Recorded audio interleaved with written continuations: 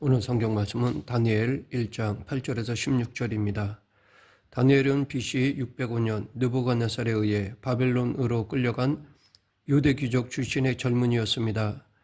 그는 포로주인 바벨론에서 느부갓네살과 벨사살 왕에게 조언을 하는 높은 지위에 있었습니다. 바벨론이 페르시아에게 정복당한 후에는 페르시아 왕 다리오를 섬기면서 총리를 지냈고 바사왕 고레스 3년까지 살면서 활동했습니다.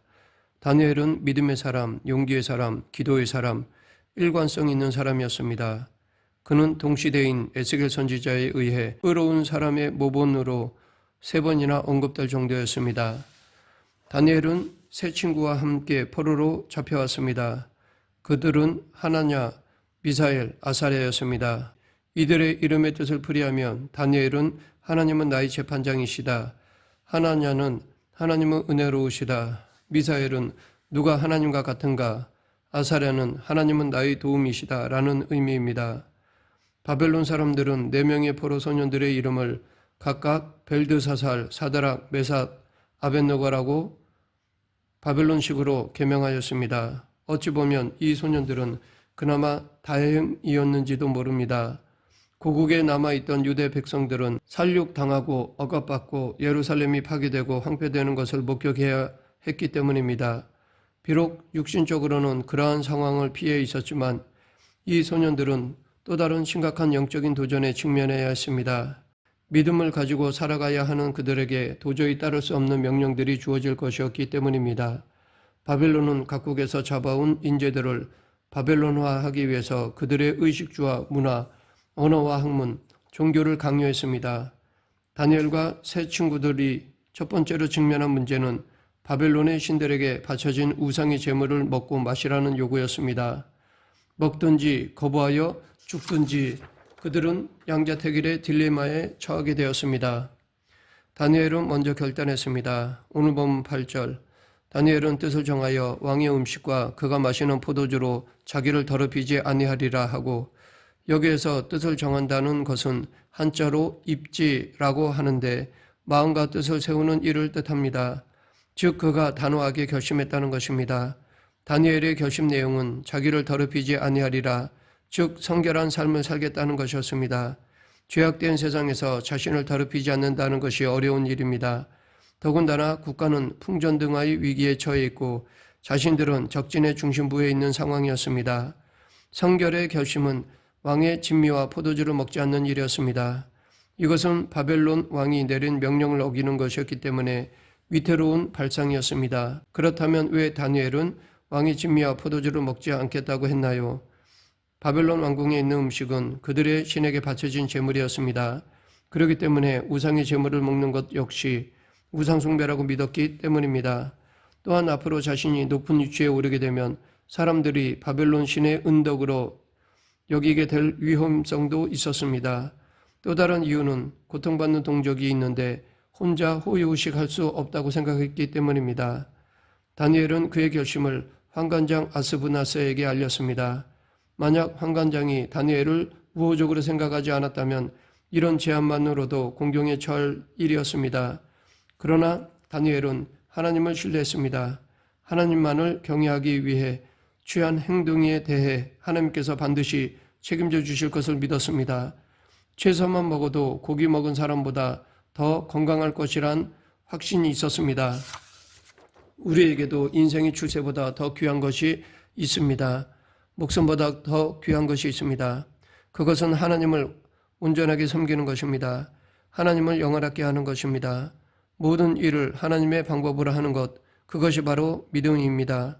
이런 믿음을 지닌 다니엘은 죽으면 죽으리라는 각오로 이 제안을 했던 것입니다.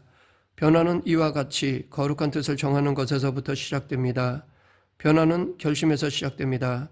결심의 라틴어 어원은 잘라버린다입니다. 결심을 하기 위해서는 유혹이 되는 것 혹은 두려운 것을 잘라버려야 합니다. 변화에 배치되는 것을 제거해야 합니다. 요한복음 15장의 포도나무 비유도 가지치기를 해야 알찬 열매를 맺을 수 있음을 가르쳐 줍니다. 성결하기 위해서는 우선순위를 정하고 그것에 입각하여 삶의 가지치기를 해야 합니다. 꼭 필요한 일이 아니라면 아깝더라도 쳐내야 합니다. 이러한 원리는 영적인 영역에서도 마찬가지입니다. 그리스도인은 세상을 향하여 아니오라고 용기 있게 말할 줄 알아야 합니다. 아무리 사소해도 하나님의 뜻에 합당하지 않으면 아니오라고 말해야 합니다. 기독교인의 삶과 일에는 원칙이 있어야 하며 바운더리가 있어야 합니다. 그것을 벗어나는 것들에 대해서는 확고하게 거절해야 합니다. 여운을 남기지 말고 짧고 분명하게 그러나 정중하게 거절해야 합니다. 우리는 인생에서 이와 같은 원칙을 가져야 하는데 원칙은 타협의 대상이 아닙니다. 그런데 우리가 아니오라고 말하지 못하는 것은 두려움 때문입니다. 왕따 당할까봐, 불이익을 당할까봐, 나를 싫어할까봐, 다른 사람을 실망시킬까봐, 좋은 기회를 놓칠까봐 등등 우리는 사랑과 인정을 받고 싶은 욕구 때문에 자기가 중요한 사람이라는 지나친 사명감 때문에 우유부단합니다. 그러나 이렇게 원칙 없이 비겁해서는 예수님을 온전히 따를 수가 없습니다. 다니엘의 결심은 하나님을 기쁘시게 했고 다른 사람들도 그를 따라주었습니다. 특히 환관장이 그를 선대해 주었습니다. 다니엘의 요청을 받은 환관장은 고민에 빠졌습니다. 왜냐하면 자신은 바벨론 왕의 명을 받는 신하였기 때문입니다. 만약 다니엘이 초식만 하다가 얼굴이 초췌해져 신문을 받게 된다면 결국 자신도 무사하지 못할 것이었기 때문입니다. 그래서 환관장은 이런 사정을 다니엘에게 말했습니다. 이에 대해 다니엘은 10일의 시험 기간을 요청했습니다. 10일 동안 시험을 해서 자신의 얼굴이 왕의 진미와 포도주를 먹은 소년들만 못하다면 처분에 맡기겠다는 것이었습니다. 다니엘은 자신으로 인해 타인이 공경에 처하는 것을 원치 않았습니다. 그는 오직 하나님의 개입을 기다렸습니다. 하나님께서 자신과 함께 하시고 자신에게 베푸실 은혜를 기다렸습니다. 중요한 원칙을 정하고 나면 나머지는 뒤따르게 됩니다. 다니엘의 결심 이후 관리와 협상, 세부 실행사항, 대안 마련 같은 후속 조치가 일사천리로 진행되었습니다. 그러면 그 결과는 어떠했을까요? 오늘 본문 15절 열흘 후에 그들의 얼굴이 더욱 아름답고 살이 더욱 윤택하여 왕의 음식을 먹는 다른 소년들보다 더 좋아 보인지라.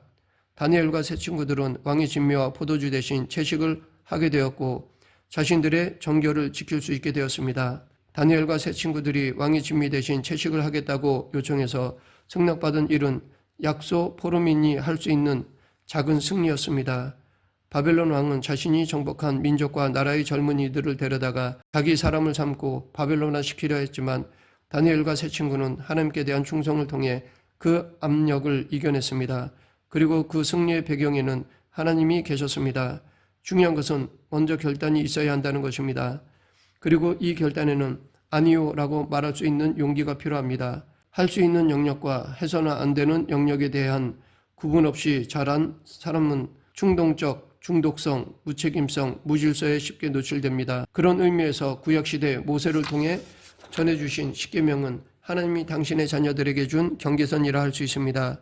십계명은 형태상 뭐뭇하라, 뭐뭇하지 말라로 구성되어 있습니다. 하나님이 좋아하시는 것과 싫어하시는 것, 허용하시는 것과 금지하시는 것을 통해 하나님의 뜻을 분명히 보여줍니다. 따라서 인간은 십계명을 통한 훈련이 필요합니다. 이 훈련은 때때로 개인의 자유를 제약하는 듯이 보이지만 사실은 참된 자유를 보장하는 장치입니다. 우리는 그 십계명이라는 울타리 안에 있을 때 참으로 자유롭고 안정하고 행복합니다. 그 안에서 보호를 받고 안정과 평안을 누립니다. 애굽에서 요셉이 보디발 아내의 유혹에 대하여 아니오라고 말할 수 있었던 것은 자신의 삶의 행동에 분명한 경계를 설정했기 때문이었습니다. 경계선이 있었기 때문에 모세도 바로의 왕궁에서 바로의 아들이라 칭함을 받는 것을 거절하고 하나님의 백성과 함께 고난받는 것을 더 기뻐할 수 있었습니다. 한편 나쁜 것뿐 아니라 좋은 것도 바운더리가 있어야 합니다. 과유불급이라는 말이 있습니다. 즉 과하면 안 한 것만 못하다라는 것입니다. 선행도 적정한 선이 있습니다. 사랑과 이타주의와 헌신과 순종에 연연하다가 자신의 한계와 범위를 잊을 때가 있습니다. 그럴 때는 분주하고 질서가 없고 평안이 없어지게 됩니다. 우리에게 주어진 짧은 생애 동안에 하나님이 맡겨주신 시간과 재능을 잘 개발하고 효과적으로 활용하려면 때로는 아니오라고 말할 수 있는 용기가 필요합니다. 느부갓네살 왕 때의 두라 평지에 높이 27m, 넓이 2.7m의 금신상을 만들고 우상에게 절하라는 명령이 내려졌습니다. 누구든지 절하지 않으면 풀무불에 던져 넣겠다는 어명이 뒤따랐습니다. 이와 같은 우상숭배 강요는 고대이든 현대이든 가리지 않는 듯합니다. 우리도 일제치하에서 신사참배를 강요당했습니다. 현대에는 우상숭배가 신상만이 아니라 재물, 권력, 명예, 인기와 같은 형태로 제시되고 있습니다. 다니엘의 세 친구인 사드락, 메삭, 아벳느고는 신상에게 절하지 않다가 결국 고발당했습니다. 왕은 진노하여 직접 심문했습니다. 왕은 자신의 권위로 그들을 굴복시켜 인재도 잃지 않으면서 자신의 위신을 더욱 높이기 위해 그들을 소환했습니다. 그리고 다시 한번 살 기회를 준다고 하였습니다. 이것은 곧 살고 죽는 것이 왕인 자신에게 달려있다는 것이었습니다. 그때 다니엘의 친구들은 하나님의 계획에 대해서는 완전히 확신하지는 못했지만 하나님의 능력에 대해서는 완전히 확신하고 있었습니다. 그래서 그들은 느부갓네살의 명을 거절하였습니다.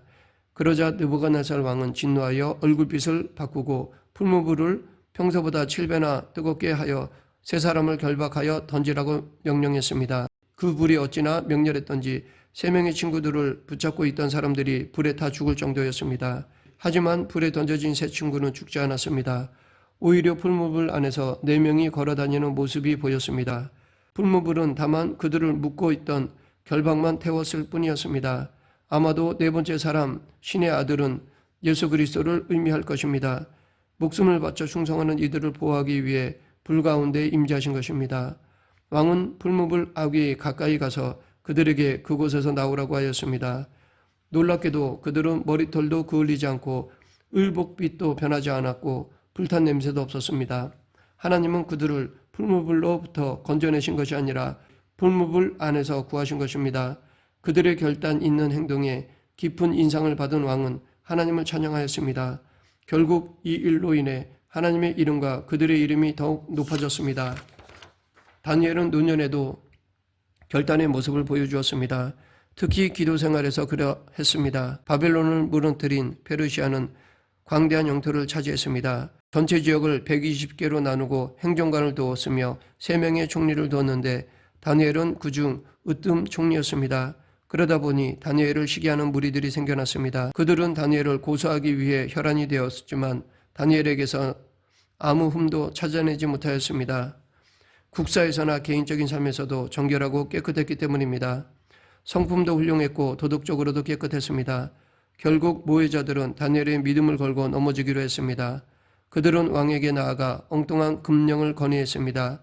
한 사람을 잡기 위해 나라법을 만드는 계략을 꾸민 것입니다. 그 법의 골자는 30일 동안 누구든지 왕 외에 어떤 신에게나 사람에게 무엇을 구하면 사자굴에 던져 넣는 것이었습니다. 다니엘은 그 30일 동안에도 기도를 쉬지 않았습니다. 하나님 이해해 주세요 라고 기도하지도 않았습니다. 눈 뜨고 기도하거나 문 닫고 기도하거나 기도하는 횟수를 줄이지도 않았습니다. 다니엘에게는 총리직보다 더 귀한 것이 있었습니다. 목숨보다 더 귀한 것이 있었습니다. 바로 하나님을 향한 믿음입니다. 다니엘은 바벨론에서 하루에 3번씩 자기 방의 창문을 예루살렘을 향해 열고 기도하는 경건 생활을 했습니다. 일정 시간, 일정 장소, 분명한 목표를 가지고 기도했습니다. 왕의 조서도 다니엘의 이런 기도 습관을 바꾸지 못했습니다. 그는 뜻을 정하고 기도했습니다. 어려운 상황 속에서 감사의 기도를 드렸습니다. 결국 다니엘은 사자굴 속에 떨어지게 되었습니다. 그의 나이 80이 지난 때였습니다. 그러나 다니엘의 생명은 이렇게 끝나지 않았습니다. 하나님이 천사를 보내셔서 사자들의 입을 봉하여 다니엘을 상의하지 못하게 하셨습니다. 하나님은 다니엘을 사자굴로부터가 아니라 사자굴 안에서 구하셨습니다. 기도는 사자굴에 들어가는 것이고 순간순간 하나님의 도움으로 사자의 입을 막는 것입니다. 사실 어려운 상황에서 기도한다는 것은 위험한 일일 수 있습니다. 왜냐하면 그것은 하나님의 거룩한 뜻을 받아들이는 것이기 때문입니다. 그러나 기도가 사자의 입을 막는 최선의 방법입니다. 기도를 통해 다니엘은 자신과 왕과 나라와 법까지도 바꾸는 위대한 영향력을 발휘하였습니다. 말씀을 맺겠습니다. 우리는 성경적 세계관과 가치관을 정립해야 합니다. 그리고 하나님을 항상 의지하면서 그것을 지켜나가야 합니다. 그럴 때 하나님께서 놀랍게 역사하실 것입니다. 이것이 세상을 따르지 않고 하나님을 따르는 삶입니다. 원칙의 문제에서는 확고하게 결단하고 결단한 대로 일관성 있게 살아가는 저와 여러분이 되길 간절히 축원합니다. 기도하겠습니다. 생사화복을 주관하신 하나님 아버지, 하나님의 뜻을 삶의 표대와 원칙으로 삼고 살아가는 그리스도인이 되게 하여 주시옵소서. 예수님 이름으로 기도드립니다. 아멘.